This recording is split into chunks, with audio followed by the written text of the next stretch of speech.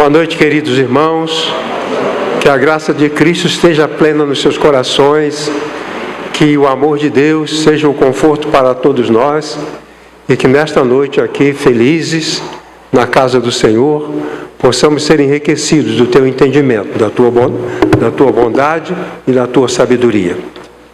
Vamos ler a palavra do Senhor. Palavra do apóstolo Paulo na carta escrita aos Filipenses. Acompanhem comigo. O apóstolo diz: bem que eu poderia confiar também na carne. Eu vou interromper para fazer uma explicação. Aqui o apóstolo Paulo está falando de um rito dos judeus que era a circuncisão. Então, para o judeu, a fé se baseava naquela circuncisão, que é a cirurgia de fimose. Então, fazia ao 8º dia do nascimento. E aquele ato tornava o candidato como um participante da aliança. Então, as pessoas que foram convidadas a participar da aliança que Moisés fez com Deus, elas confirmavam por aquela cirurgia. Isso é muito complicado porque as mulheres não faziam parte da aliança, porque elas não podiam fazer cirurgia de fimose. Pois bem, muito complicado isso. Mas os judeus se alegravam, eram arrogantes por causa disso. Eu faço parte da aliança porque eu fui circuncidado. O apóstolo Paulo também tinha sido circuncidado.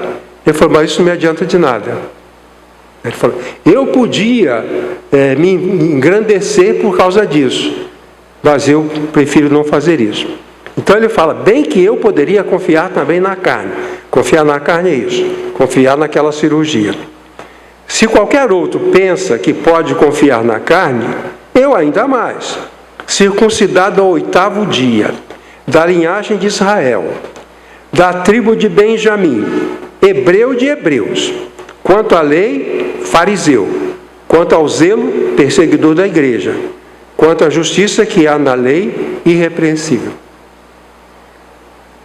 Mas, o que para mim era lucro, isto considerei perda por causa de Cristo.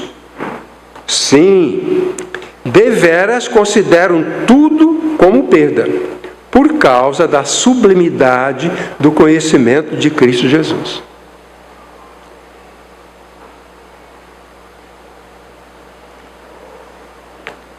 Meu Senhor, por amor do qual perdi todas as coisas e as considero como refúgio para ganhar a Cristo.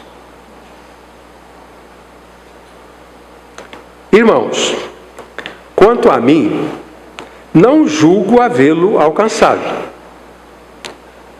Mas uma coisa faço, esquecendo-me das coisas que para trás ficam e avançando para as que diante de mim estão, prossigo para o alvo, para o prêmio da soberana vocação de Deus em Cristo Jesus. Vamos ver o nosso tema. Outro dia ouvimos um pregador que ele não tinha um tema, ele não anunciou qual era o tema. O pregador nunca pode pregar sem dizer: eu vou pregar sobre isso. Então o tema é fundamental. Nosso tema é em busca da plenitude do relacionamento com Cristo. Esse é o tema, é sobre isso que eu quero falar. Em busca da plenitude do relacionamento com Cristo. A verdade central, os irmãos aprenderam comigo já, é uma afirmação que resume, de certa forma, toda a pregação. Como disse várias vezes, nós não temos a pretensão de que o ouvinte, no caso vocês, não temos a pretensão de que ele entenda tudo que foi dito, nem que guarde na memória tudo que foi dito. Mas alguma coisa ele tem que entender e tem que guardar na memória. Isso é a verdade central. O crente deve buscar a plenitude do relacionamento com Cristo. Isso aqui prevê que nós podemos ter um relacionamento com Cristo frágil, como nos casais, né? Uns têm um relacionamento intenso e outros têm um relacionamento frágil. Aquele casal onde eles não dormem juntos, ele dorme com um gato e ela dorme com um cachorro, em camas diferentes. Então esse relacionamento conjugal é muito frágil. E o relacionamento com a religião, o relacionamento com o trabalho. E aqui o apóstolo fala do relacionamento com Cristo. E esse relacionamento tem que ser pleno, completo. Para Paulo isso era importante, ele não abria mão disso. De um relacionamento pleno com Cristo, um relacionamento completo com Cristo. E ele nos ensina a fazer a mesma coisa. Continuando. A pregação do apóstolo Paulo estava intimamente relacionada com a sua própria experiência. Ele pregava aquilo que vivia. Ele vivia o que pregava.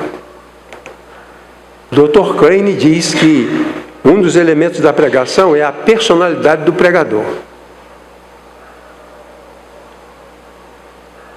Uma parte da pregação é a personalidade daquele que prega. E Paulo ensinava aquilo que era da personalidade dele. Então ele pregava, ele vivia o que pregava e pregava o que vivia. Continuando, a pregação cristã pode ser dissociada da vida do pregador. A igreja de Filipos era assediada pelos judaizantes, os quais queriam ambos impor aos crentes os ritos judaicos. Para enfrentá-los, Paulo orienta a igreja com base na sua própria experiência com o judaísmo. Os crentes de Filipos estão valorizando o judaísmo. Paulo saiu de lá. Ele saiu de lá. E agora ele está dizendo por que ele saiu de lá e orientando para quem saiu de lá. Por exemplo, uma pessoa que segue um rito qualquer, quando ele sai de lá, ele tem uma experiência, ele pode ajudar outras pessoas com aquilo que passou. Por exemplo, um criminoso que é condenado à prisão, 15 anos na prisão. Quando ele saísse de lá, ele devia reunir pessoas para falar que não vale a pena fazer algo para ir para lá. Então o apóstolo Paulo está aqui falando dessa coisa. Então ele fala com base na sua experiência. Ele foi um judeu fariseu. Ele foi importante no judaísmo. E ele está falando de experiência própria. Porque ele estava lá e saiu. Isso é muito importante.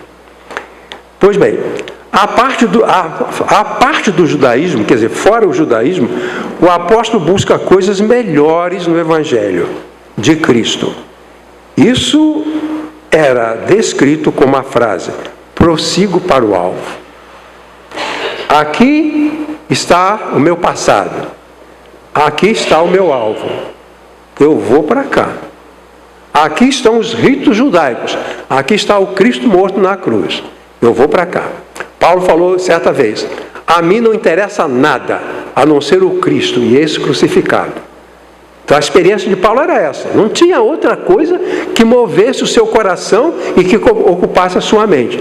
Não havia nenhum sábio, nenhum filósofo de quem o apóstolo Paulo quisesse aprender alguma coisa. Ele queria aprender de Jesus. E isso era tão profundo que em alguns lugares o apóstolo fala: foi assim que vocês aprenderam Cristo. Quer dizer, ele usa uma expressão, um recurso da língua, para dizer que eles aprenderam Cristo. Quer dizer, não é aprender o que Cristo fala, aprender Cristo. Ele é a lição. Cristo é a lição.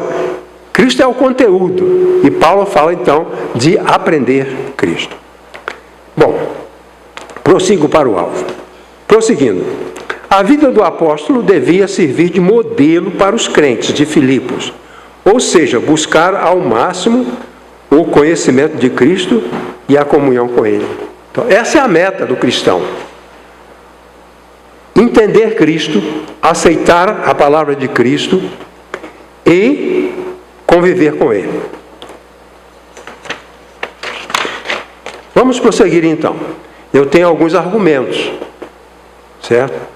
Porque quando a gente fala alguma coisa, a gente tem que ter o argumento, para mostrar que o que eu estou falando tem sentido. Então os argumentos, eles servem para comprovar que o que eu falei é válido. Então vamos ver. Primeira coisa, para chegar à plenitude do relacionamento com Cristo, o cristão precisa tomar uma decisão. Então a primeira palavra é decisão. Na experiência do apóstolo, a busca por essa plenitude começou com uma decisão. prossigo. Decisão é uma experiência inevitável na vida de qualquer pessoa. Para Paulo, a decisão por Cristo se deu quando encontrou-se com Jesus no caminho de Damasco. Decidir é preciso. O profeta Joel tem uma palavra muito interessante quando ele diz assim: multidões no vale da decisão. Porque o dia do Senhor está perto no vale da decisão. Joel descreve as pessoas que não decidem nada. A guerra está vindo, a fome está vindo, a poluição está vindo e ninguém faz nada. Ele fala que o problema dessas multidões é que elas não decidem nada. Tem gente que não decide nada. Tem aquela coisa que falam, né? Nem estuda, nem trabalha, nem procura emprego. Então, se as pessoas não decidem nada, e decidir é viver. Não há como viver sem decisão. Você vai para o centro da cidade, metrô ou ônibus? Vai a pé ou vai de Uber? Decisão. Você namora a Joaquina, vai casar com a Joaquina ou com a Sebastiana, a namorada anterior? Com quem você vai casar? Tem que decidir. Você quer ser o quê? Quer ser professor ou você quer ser alfaiate? Tem que decidir. Então, a decisão é importante. E na busca da plenitude da relação com Cristo, a decisão é o ponto de partida. Se eu quero uma vida plena com Jesus, eu tenho que decidir por isso. Eu tenho que prosseguir para o alvo por uma decisão. Três comentários a mais sobre isso. Para alcançar a plenitude de Cristo, uma pessoa precisa tomar decisão voluntária. Decisão voluntária. Quer dizer que Paulo não foi coagido por ninguém para buscar a Cristo, para buscar a plenitude de Cristo. A pessoa deve ter informação e não usurpação da liberdade. Então, Paulo, ao escolher Cristo, em vez do judaísmo, ele tomou uma decisão voluntária. Eu quero. Quando eu aceitei o Evangelho, eu fui voluntariamente. Eu quero, eu vou lá e faço. Então, a busca da plenitude de Cristo é inicialmente um ato de decisão.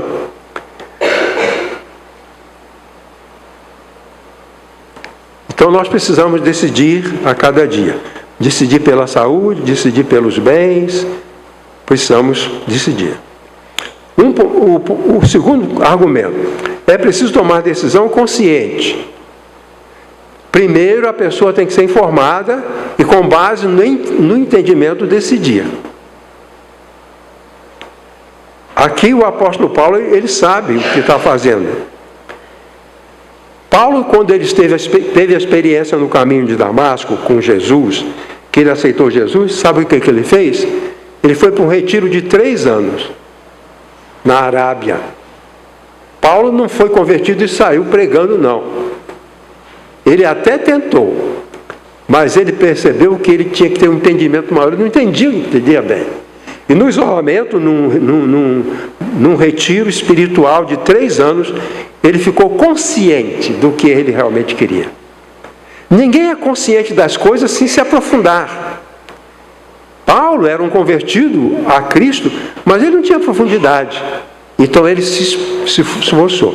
Se o apóstolo Paulo não tivesse feito esse retiro para realmente tomar consciência do que era a vida dele, ele teria fracassado. Quando ele diz mais adiante, eu sei em quem tenho crido, eu estou consciente, eu sei. Eu passei 3 anos buscando essa experiência, e ele buscou essa experiência. Então, buscar a plenitude do relacionamento com Cristo tem que ser um ato consciente. Eu não posso forçar vocês, levo vocês para a montanha, faço vocês dançarem até perderem o sentido e caírem no chão. Isso é opressão. Eu não vou obrigar pessoas a tomarem atitude sem refletir. Coisa interessantíssima. O apóstolo Paulo fala, então, que ele é consciente. terceiro lugar, que a pessoa tem que tomar a decisão apropriada. Eu falei que a multidão não decidia, mas não é só decidir, é decidir pelo certo. Porque a decisão pode levar à vida e pode levar à morte. Um caminho que você decide, uma companhia que você decide, você pode ser levado à morte. Um exemplo interessante aqui é o do filho pródigo.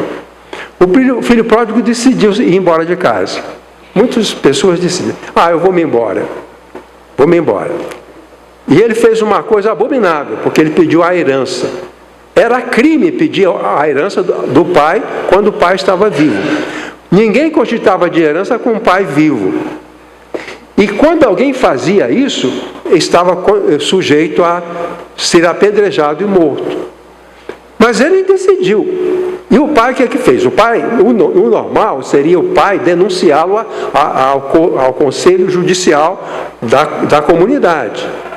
E ele então seria punido, talvez até levado à morte. Mas o pai deu para ele o que ele pediu. Decidiu, o pai te dou. Mas quando no futuro ele perdeu tudo, gastou tudo, e havia fome, e ele estava cuidando de porcos, o judeu considerava o porco um animal abominável, e um judeu de verdade não ia nunca apacentar porco, mas ele estava apacentando para não morrer de fome. A questão era essa: os porcos estavam sendo alimentados com fruto do mato, chamado de alfarroba. E esse filho pródigo que tomava conta dos porcos, ele tinha direito a comer uma alfarroba. Ele podia jogar 50 para os porcos, mas ele só podia comer uma. E essa era a situação dele. Então ele dizia assim: eu estou morrendo de fome. Preciso fazer alguma coisa. E o que ele fez? Ele tinha várias possibilidades. Ele podia decidir por ficar ali mesmo, até morrer, comendo uma alfarroba por dia, que era menor do que uma maçã, até morrer desnutrido. Ele podia fazer outra coisa, como por exemplo, sair dali, ir para outra cidade. E ele podia voltar para casa. Então, tem 3 decisões que ele pode tomar. Tomou a certa, tomou a decisão certa. Voltar para casa, se reconciliar com seu pai, pedir perdão ao seu pai e ser acolhido. Essa é a decisão correta. Quando Paulo opta pelo cristianismo, quando ele prefere ser cristão a ser fariseu, ele fez a decisão apropriada.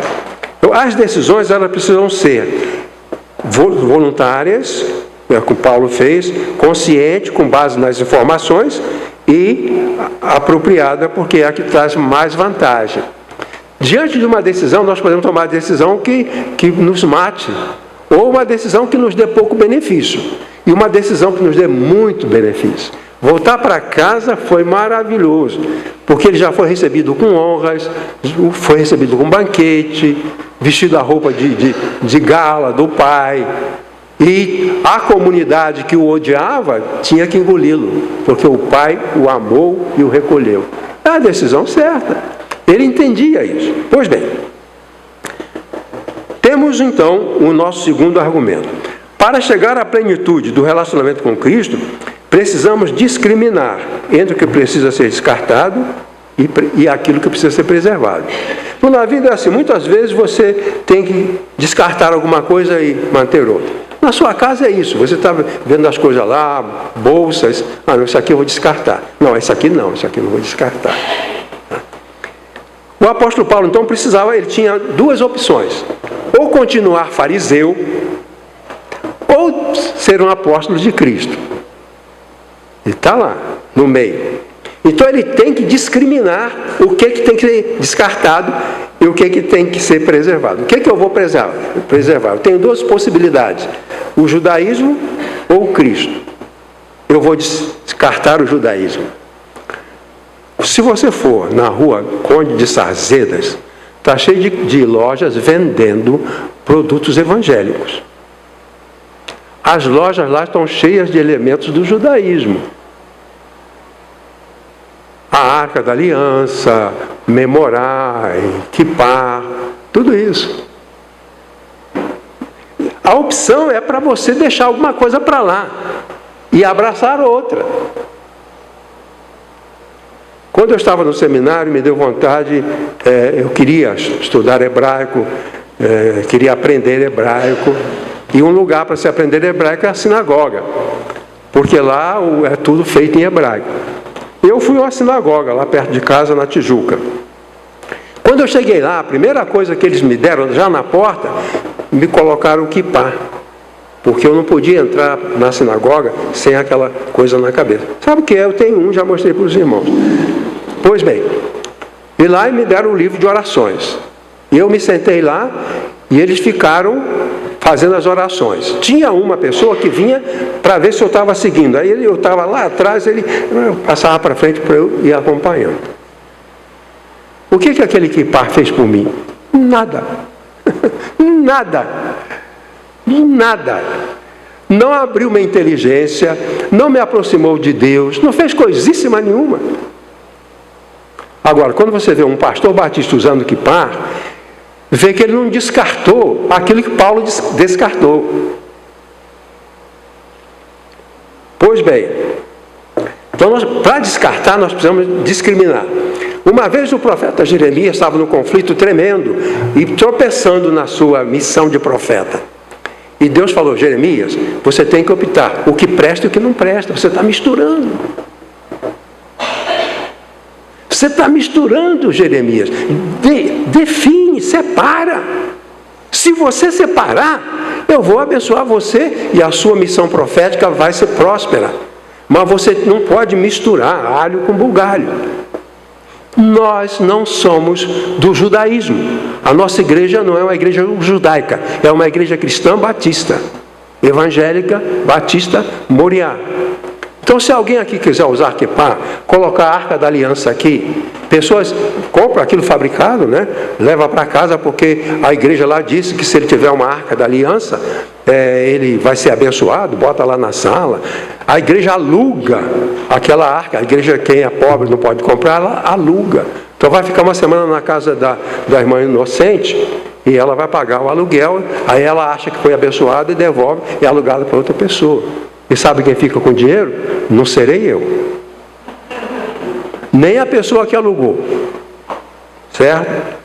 Pois bem, aí o apóstolo continua dizendo: todas as coisas do judaísmo entram em contraste com a excelência do conhecimento de Cristo. Então, todas as coisas, tudo que é do judaísmo e o conhecimento de Cristo. Eu deixo fora todas as coisas, que é todo o pacotão do judaísmo, e abraço Cristo. Você fez isso um dia, nós fizemos isso um dia. Nós deixamos a vida que tínhamos, deixamos a nossa crença, deixamos as nossas convicções e abraçamos Cristo. É isso que nós precisamos fazer para chegar à plenitude do conhecimento de Cristo. Porque se eu for um cristão confuso, eu não vou conseguir chegar à plenitude do conhecimento de Cristo e não vou conseguir ter a comunhão com Ele. Se Jesus pensa de um jeito e eu penso como Moisés, então uma coisa está errada. Moisés mandou que as pessoas que não estavam contentes se divorciassem. Jesus não falou isso. Moisés falou: olha, se você não está contente, pede divórcio. Mulher não podia pedir o divórcio, só o homem. E Jesus falou: isso não está correto. E Paulo falou: tem muitas coisas que eu descarto. Eu vou ter que descartar. Então, ao lugar de todas as coisas do judaísmo, a excelência do conhecimento de Cristo. Irmãos, a essência da vida cristã é conhecimento de Cristo, comunhão com Ele, comunhão com a igreja. Só isso. Só isso. Você não tem que usar coisa de nenhum ritual. Nós só precisamos do conhecimento de Cristo e do amor de Cristo, a graça dele, a comunhão com ele e a comunhão com a igreja. Só. Pois bem, olha bem. Paulo desprezou a possibilidade de uma vida de glória no judaísmo, como fariseu. Importante é que aquilo que a gente tem que descartar, jogar no lixo, às vezes é uma coisa que nos agradou muito, diga, nós amamos. Você já viu aquele programa sobre os acumuladores que aparece lá nos Estados Unidos? Ela tem um monte de coisa lá que a prefeitura mandou tirar tudo de lá, porque era aquilo, a casa era um lixão. Mas ali havia coisa que a dona ou o dono não quer descartar. Então as autoridades vão pegando tudo. Não, isso aqui não, isso aqui eu quero. É uma bobagem, uma coisa que não tem nenhum sentido, mas ela quer, né? Aí Paulo, ele dá 6 motivos porque ele poderia ficar no judaísmo. Tinha razão, ele podia ficar, mas dependendo do discernimento. Primeiro, Paulo era um verdadeiro participante da aliança. Foi circuncidado ao 8º dia. Aqueles judaizantes que queriam impor o judaísmo, alguns eram prosélitos, ou seja, não nasceram judeus. Eles se tornaram judeus pela circuncisão. Eles já eram adultos, às vezes um homem de 40 anos, eu quero ser judeu. Como é que você vai fazer? Aquela cirurgia. Paulo falou, eu fiz a cirurgia no 8º dia de nascido. Eu sou de fato. Eu fiz a circuncisão no 8º dia. Agora, você não fez com 50 anos, porque você quer ser judeu? Pois bem, Paulo era um verdadeiro participante da aliança. Então, era um motivo para ele ficar no judaísmo. Segundo, Paulo era um legítimo israelita da tribo de Benjamim, de pais israelitas. Jacó teve 12 filhos. Só Benjamim nasceu na terra prometida. Os outros nasceram fora. Só Benjamim. Então, ser da tribo de Benjamim dava status. Porque aquele era o único filho de Jacó que realmente nasceu ali. E isso para ele devia ser um motivo de satisfação. Então ele era um verdadeiro israelita da tribo de Benjamim. Paulo falava a língua hebraica pura. Ele era hebreu de hebreus. Eu aprendi hebraico com a minha mãe e com meu pai. Eu sou hebreu de hebreus. Isso era importante, porque muitos judeus não falavam o hebraico direito. E isso desqualificava para ser um rabi, porque falava com sotaque. Ele então, o apóstolo Paulo então fala, eu teria todo o motivo para ficar no judaísmo, porque eu falo o hebraico puro. Um autor disse que Paulo se sentia um judeu puro sangue, era um judeu de verdade. Então ali a sinagoga era lugar para essas pessoas. Essas pessoas seriam valorizadas ali. Essas pessoas falavam no hebraico puro. E os outros que estavam lá falavam com sotaque. Tem uma história no livro de Juízes que fala que um grupo, uma tribo, Benjamim, eu esqueci o nome daquela tribo, mas era uma tribo que guerreou com outra tribo, a tribo de Gileade e a tribo que era do juiz Gideão. E os gileaditas queriam se passar por essa tribo, por essa benjamitas. Não, benjamitas não. Esqueci, agora depois eu falo. Esse grupo falava o hebraico puro. E outros que falavam com sotaque queriam entrar no grupo. E Gideão falou, vamos fazer o teste da pronúncia das palavras. Aí chegava um gileadita e queria entrar para aquela tribo. E Gideão falou assim, faz o teste do sotaque. Fala, Shibolete. Aí o gileadita falava, Sibolete. Você não é da minha tribo. Você fala com sotaque da China. E eles então eram impedidos de participar daquela tribo, porque eles não falavam direito. E eles eram denunciados pelo seu modo de falar, né? Por exemplo, se eu chego numa academia e falo, eu comi um pastel, né? Mas você é da academia de letras e fala pastel, né? Então desqualifica. Falar com sotaque ali desqualifica para determinadas coisas, para outras não. Pois bem, Paulo falava a língua pura. Paulo era um brilhante fariseu, com possibilidade grande de ter fama. Ele diz, quanto fariseu? Perfeito. Paulo estava na linha de sucessão dos grandes rabis, Shammai, Hillel, e Nicodemos era Gamaliel. Então Paulo, ele estava sendo instruído para substituir alguns desses mestres judaicos. Então ele era um brilhante fariseu com muitas possibilidades. Ele tinha que saber distinguir. Quinto lugar, Paulo era um fariseu com muita credibilidade e respeito por ter perseguido a igreja. O fariseu, ele era um perseguidor de quem não acreditava do jeito deles. Se eu não acredito do meu jeito, eu te persigo e mando matar você. Era essa a conduta que se esperava de um fariseu. E Paulo falou, eu tenho credencial, eu persegui a igreja. Se é para ser perseguidor da igreja, eu sou um completo fariseu. Então ele falou, eu teria status, porque eu persegui a igreja, e era a obrigação do fariseu perseguir a igreja. Ele era ciente ele era um fariseu de verdade, porque ele fez tudo o que os fariseus deviam fazer, inclusive perseguindo a igreja. E finalmente, Paulo era, de acordo com a lei, irrepreensível. Nunca ninguém apontou a ele uma falha no cumprimento da lei. Irrepreensível.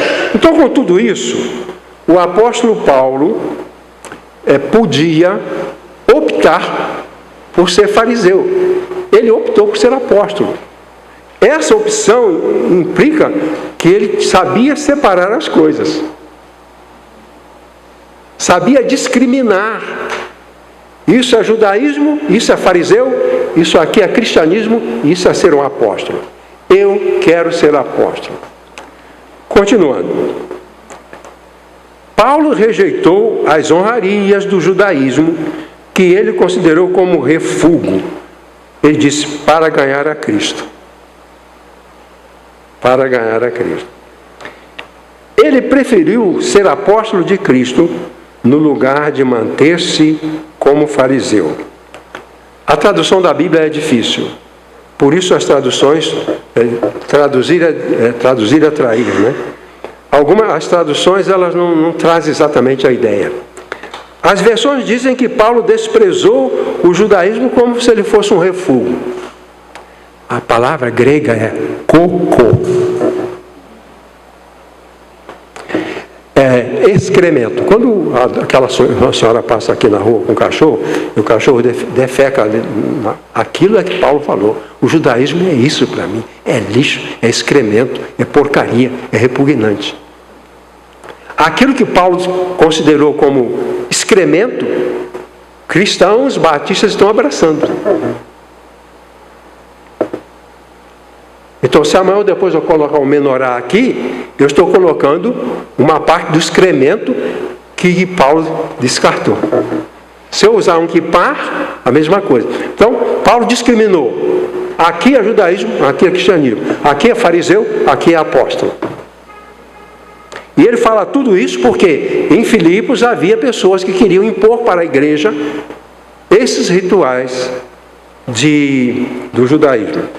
Paulo rejeitou as honrarias do judaísmo que ele considerou como refúgio para ganhar a Cristo. Ele preferiu ser apóstolo de Cristo no lugar de manter-se como fariseu. Pois bem, E ele diz da seguinte maneira: sim, deveras considero tudo como perda por causa da sublimidade do conhecimento de Cristo.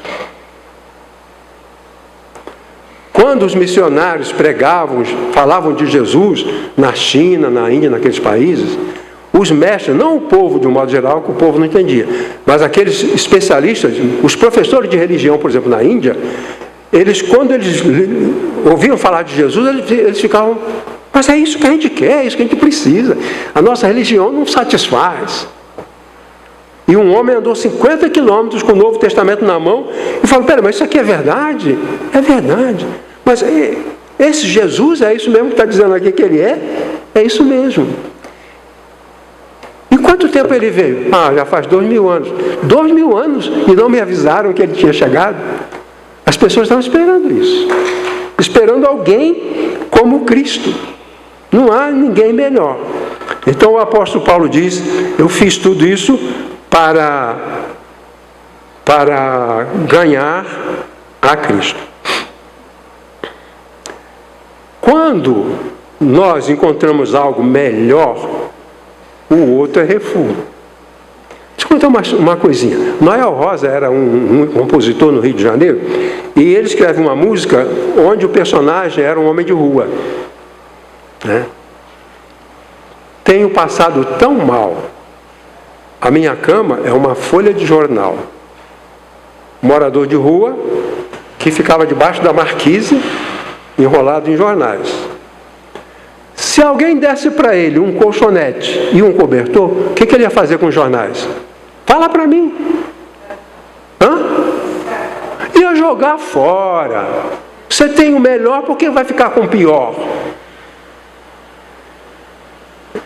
Então não há nada para um homem inteligente como Paulo. É bom lembrar que a inteligência de Paulo superava, ele mesmo falou, como fariseu, eu superava em conhecimento os meus colegas da minha idade.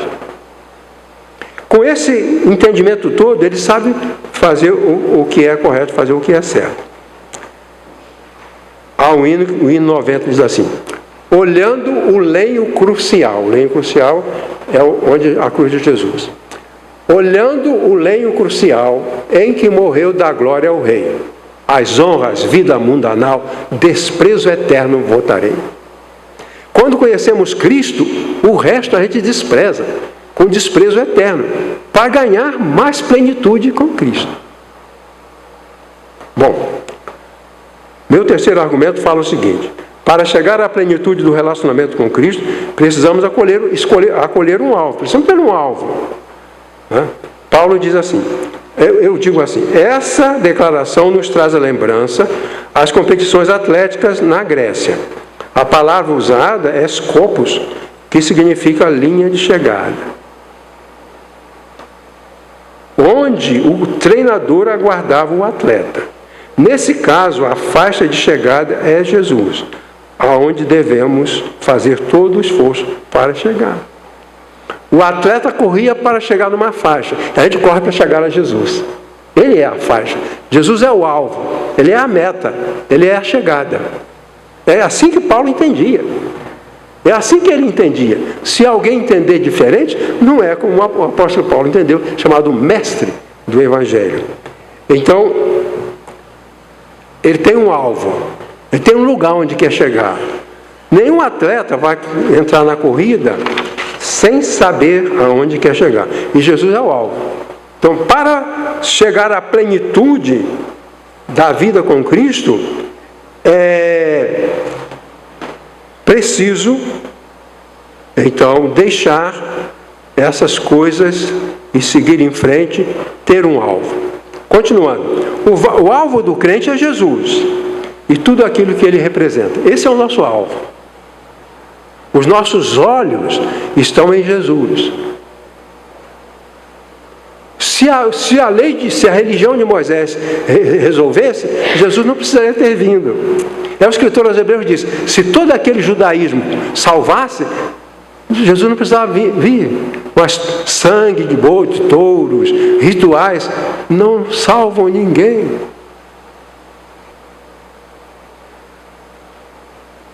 Muita gente coloca como alvo da sua fé bens materiais.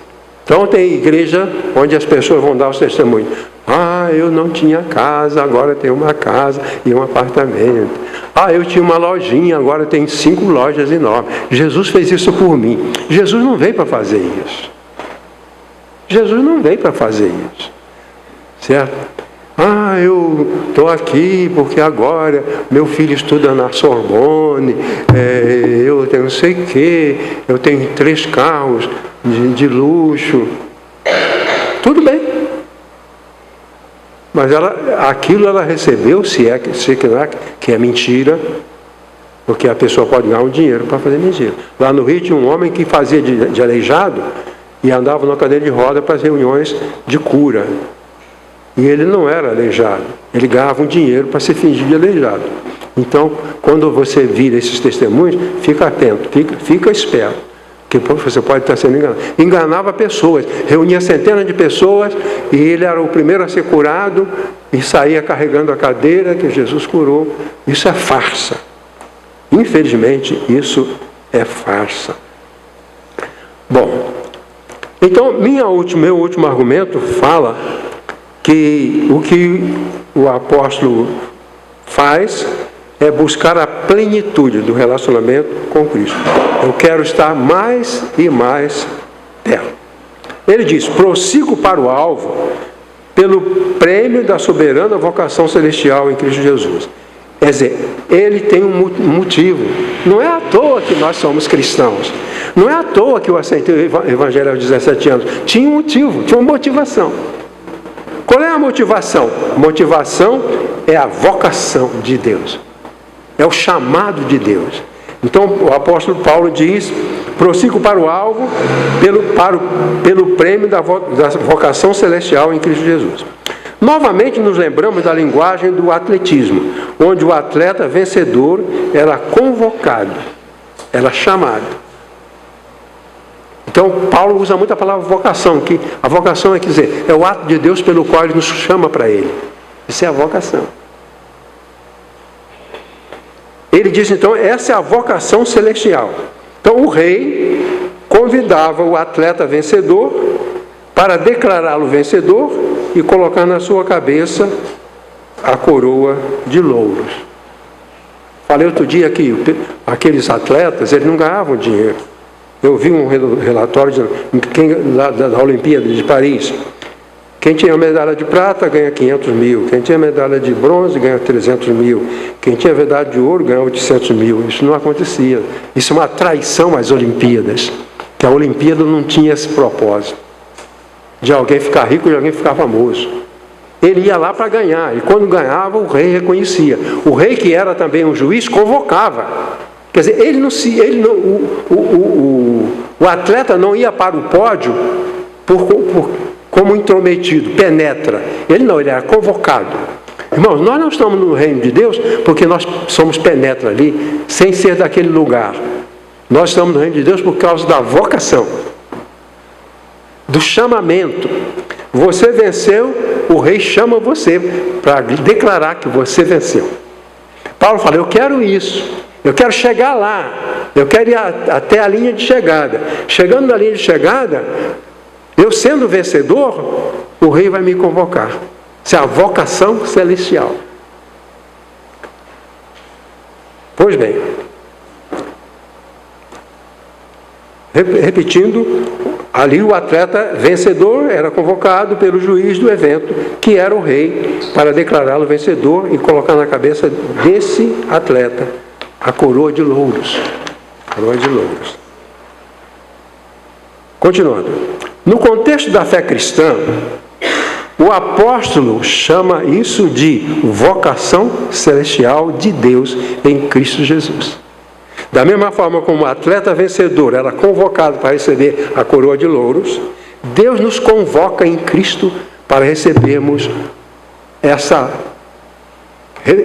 bênção da vitória sobre o mal e sobre a ignorância, sobre o pecado. E Paulo deixa isso bem mais claro quando ele fala a Timóteo na sua carta. Paulo fala, já agora a coroa da justiça me está guardada. O atleta recebeu uma coroa de louros, né? E Paulo vai falar que o rei tem lá guardada uma coroa, que é a coroa da justiça. A coroa de louros era perecível. O atleta levava a coroa para casa, ela secava e desmanchava. Então, e nós, os crentes, a nós está reservada uma coroa incorruptível, uma coroa que não desfaz, que não se estraga. Paulo via assim, ele sentia assim. Ele disse, não somente a mim, mas a todos os que amarem, e também a todos quantos amam a sua vinda. 2 Timóteo 4:8. Vamos lá, eu quero concluir. Isso, está ali. Uma metáfora. Essa figura mostra um triunfo de um general vencedor. Triunfo era um desfile em Roma. Quando o general voltava da guerra e que ele era vencedor, dependendo de quantos inimigos ele destruiu, ele vem e aí o Senado, o rei, manda preparar para ele uma homenagem. Essa homenagem era um desfile. E o rei desfilava pelas ruas de Roma e atrás grande multidão das pessoas que estavam honrando o rei, porque ele libertou o povo da destruição, destruindo seus inimigos. Vamos imaginar que uma pessoa percebeu que havia esse desfile. Ele quer participar. Ele não sabia do desfile porque não saiu nas redes, né? Então não sabia. Foi pego de surpresa. Ele está trabalhando lá, fazendo alguma coisa. Opa, tem um desfile aí. Eu vou, é para o general fulano de tal, eu vou. E ele entra no grupo, mas ele está a 500 metros do rei. Eu falo, queria ficar perto dele. Aí se esforça, empurra aqui, passa por ali, baixa aqui, 200 metros distante do rei. Eu quero chegar mais perto. Daí ele vai, luta, peleja e 100 metros longe do rei. Eu quero chegar perto do rei.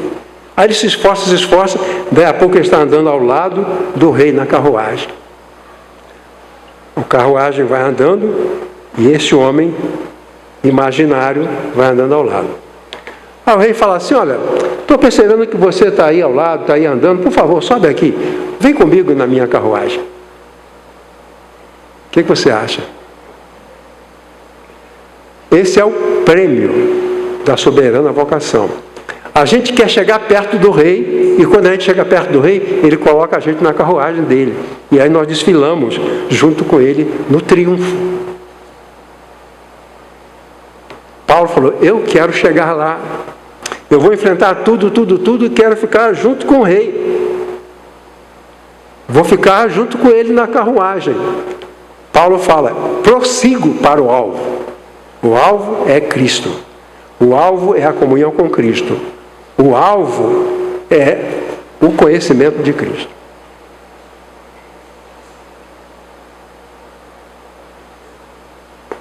Portanto, nós vamos deixar tudo o que não tem a ver com a nossa filiação ao Evangelho. Vimos, agora a leitura, vimos que a plenitude do relacionamento com Cristo, que contém o conhecimento dele e a comunhão com ele, deve ser alvo de busca consciente da parte dos crentes, resultado de uma decisão, de uma discriminação, de uma meta e de uma motivação. A decisão é por seguir, a discriminação para separar o que não presta, a meta é a linha de chegada e a motivação é a vocação. A vocação celestial e a coroação junto do rei vencedor. Jesus é nosso rei vencedor e nós o elogiamos, falamos bem dele, batemos palma, mas queremos chegar pertinho da carruagem dele. Faz sentido para a sua fé? Faz. Bom, então eu quero que os irmãos cantem comigo o hino 200.